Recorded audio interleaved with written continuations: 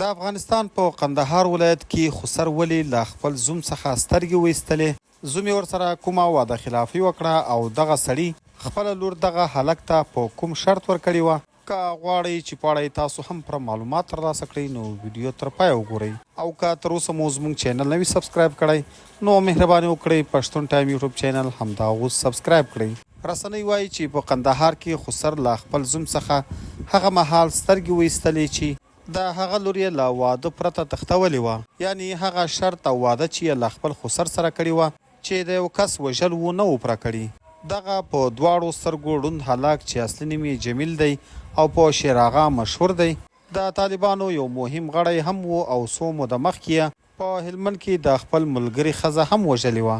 د رسنیو د معلوماتو په مطابق د قندهار په کته میوند ولسوالۍ په کلن کلي کې یوه پیغله نجلۍ چې تر جمیل مخکې یو بل کس تښتولی وه چې تر 10 ورځو وروسته یې بیرته پریښې وه.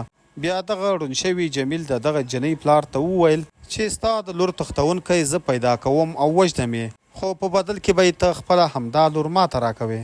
کله چې د دغه نجلۍ پلار خپله لور جمیل ته په نکاح کړه نو جمیل هم د خپلې ژمنې پوره کولو نه پرته همدغه جنۍ یو ځل بیا وتښتوله چې څه موده له همدې کلي او خپلوانو څخه لرې او ورکه وه.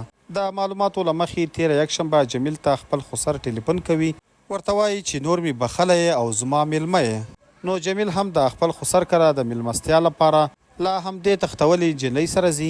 نو د خسر او اوښیانو لخوا په چړو د جمیل سترګې ایستل کیږي او په ملا کې هم څو چړې وهل کیږي. جمیل دا مهال د قندهار په میرویس مرکزي روغتون کې تر درملنې لاندې دی او طالبانو د دې پیښې په تړاو 2 کسان نیولي دي.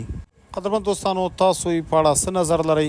نظر مو راسره په کمنټ کې ضرور شریک کړئ، او د نورو داسې تازه او معلوماتي ویډیوګانو دپاره پښتون ټایم یوټیوب چینل همدا اوس سبسکرایب کړئ.